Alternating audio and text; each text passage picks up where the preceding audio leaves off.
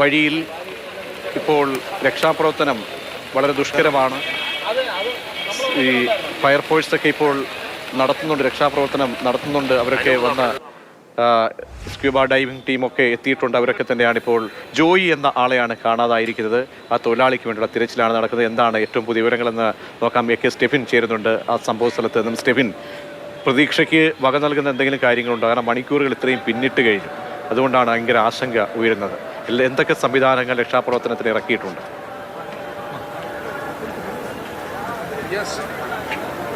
പ്രജീഷ്, ഈ രക്ഷാപ്രവർത്തനം വലിയ തോതിലുള്ള ഒരു പ്രതിസന്ധിയിലായിട്ടുണ്ട്. അതിൽ ഏറ്റവും പ്രധാനപ്പെട്ട ഒരു കാരണം ഇവിടെ ഈ മാലിന്യങ്ങൾ അടിഞ്ഞുകൂടി കിടക്കുന്നതാണ്. ഇപ്പോൾ ഏതായാലും ഈ തോട്ടിലുള്ള ജലനിരപ്പ് കുറഞ്ഞിട്ടുണ്ട്. അത് ഏറെ ആശ്വാസം നൽകുന്നു. ഇപ്പം നമുക്ക് ഈ ദൃശ്യങ്ങളിൽ കാണാം. ഈ മാലിന്യം എടുത്തു മാറ്റിയാൽ മാത്രമേ, ഈ മാലിന്യം മാത്രമല്ല, ഇതിന്റെ അകത്തേക്ക്, ആ ടണലിനകത്തേക്ക് മാലിന്യം ഉണ്ട്. അതൊക്കെ എടുത്തു മാറ്റിയിട്ട് രക്ഷാപ്രവർത്തനം കൂടുതൽ കാര്യക്ഷമമായി മുന്നോട്ട് കൊണ്ടുപോകാനാണ് ഇപ്പോൾ ഫയർഫോഴ്സ് അംഗങ്ങൾ ലക്ഷ്യമിടുന്നത്. നമുക്ക് ആ ദൃശ്യങ്ങൾ തന്നെ കാണാൻ കഴിയും. എത്ര മണിക്കൂറുകളായി ഇവർ ഈ മാലിന്യം എടുത്തു മാറ്റാൻ ഉള്ള നീക്കം നടക്കുന്നു. പക്ഷേ അതൊന്നും തന്നെ ഫലം കാണുന്നില്ല. ഇതിനകത്തേക്കൊക്കെ തന്നെ മാലിന്യം വലിയ തോതിൽ അടിഞ്ഞു കൂടിയിട്ടുണ്ട്. അപ്പോൾ അതൊക്കെ എടുത്തു മാറ്റിയാൽ മാത്രമേ ഇനി ഏതെങ്കിലും തരത്തിൽ മുന്നോട്ട് പോകാൻ കഴിയുകയുള്ളൂ. അതിനുവേണ്ടി ഉള്ള ഊർജിതമായ ശ്രമത്തിലാണ് ഇപ്പോൾ ഫയർഫോഴ്സും കോർപ്പറേഷനും ഒക്കെ തന്നെ ഉള്ളത്. ജോയിയെ കണ്ടെത്തുന്നതിന് വേണ്ടിയുള്ള ഒരു തീവ്രമായ ശ്രമം. അതിന് ഏറ്റവും പ്രധാനം ഈ റെയിൽവേ ട്രാക്കിന് അടിയിലൂടെയാണ് യഥാർത്ഥത്തിൽ ഇപ്പോൾ ഈ തോടൊഴുകി പോകുന്നത്. അതുകൊണ്ട് തന്നെ ഈ റെയിൽവേ ട്രാക്കിന്റെ തൊട്ട് അപ്പുറത്ത് ഈ തോടൊഴുകി പോകുന്ന ആ ഒരു ഭാഗത്ത് ഇപ്പോൾ ഏതായാലും ഒരു ഇരുമ്പ് വേലി കൊണ്ട് അടച്ചിട്ടുണ്ട്. കാരണം ഏതെങ്കിലും തരത്തിൽ അങ്ങോട്ടേക്കൊന്നും ജോയി ഒഴുകി പോകാതിരിക്കുന്നതിന് വേണ്ടിയുള്ള ഒരു ക്രമീകരണം ആദ്യം ചെയ്തു. അതിനുശേഷം ഇനി മാലിന്യങ്ങൾ ഓരോ ഘട്ടം ഘട്ടമായി അവിടെ നിന്ന് മാറ്റിക്കൊണ്ടിരിക്കുകയാണ്. അതിനുശേഷം വേണം ഈ കാണുന്നതിന് അകത്തേക്ക്, റെയിൽവേ ലൈനിന് താഴൂടെ പോകുന്ന ആമയിഴഞ്ചാൻ തോട്ടിൽ ആ ടണലിലേക്ക് കയറാൻ, ആ ടണലിലേക്ക് കയറി അവിടെയുള്ള മാലിന്യമെല്ലാം തന്നെ നീക്കം ചെയ്യേണ്ടതുണ്ട്. നേരത്തെ സ്കൂബ ഡൈവിംഗ് ടീം അടക്കം എത്തി ഇവിടെ തിരച്ചിൽ നടത്തിയെങ്കിൽ പോലും അവർക്കും അതിനുള്ളിലേക്ക്, കൂടുതൽ ഉള്ളിലേക്കൊന്നും തന്നെ പ്രവേശിക്കുന്നതിന് വേണ്ടി കഴിയുന്നില്ല. അത്രത്തോളം മാലിന്യം അതിനകത്തേക്കൊക്കെ തന്നെ ഉണ്ടായിരുന്നു.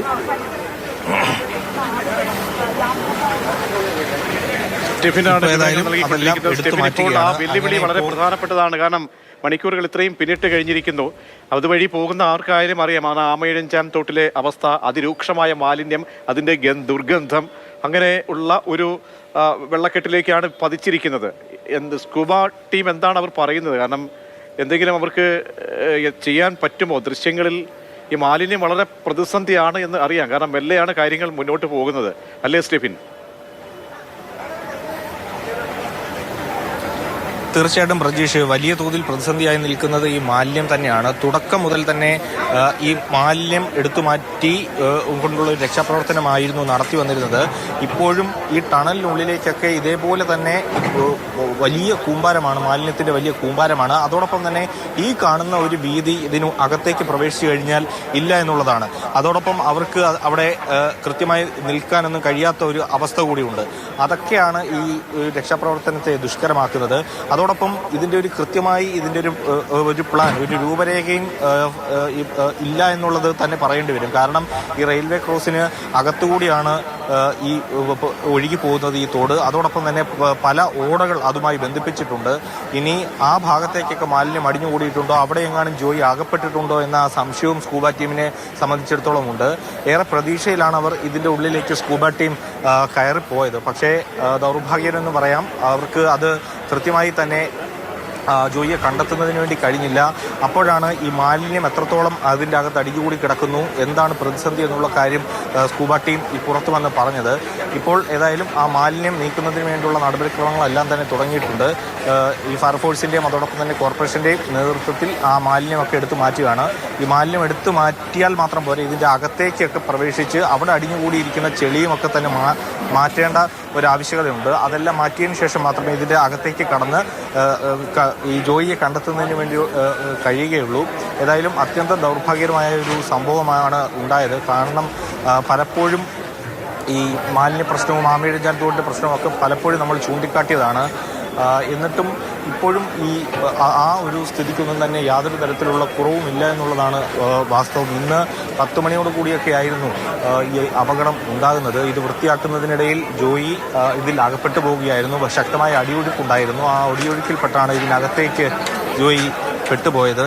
അതോടൊപ്പം തന്നെ മറ്റൊരു പ്രധാനപ്പെട്ട കാര്യം, ഈ ഫയർഫോഴ്സിൻ്റെ നേതൃത്വത്തിൽ ഇപ്പോൾ കൂടുതൽ കാര്യക്ഷമമായ പ്രവർത്തനങ്ങൾ നടക്കുന്നുണ്ട്. അവർ ഏതായാലും മാലിന്യം എടുത്തു മാറ്റിക്കൊണ്ട് അതിൻ്റെ അകത്തേക്ക് പ്രവേശിച്ചുകൊണ്ടുള്ളൊരു സമീപനമാണ് നടത്താൻ ഉദ്ദേശിക്കുന്നത്.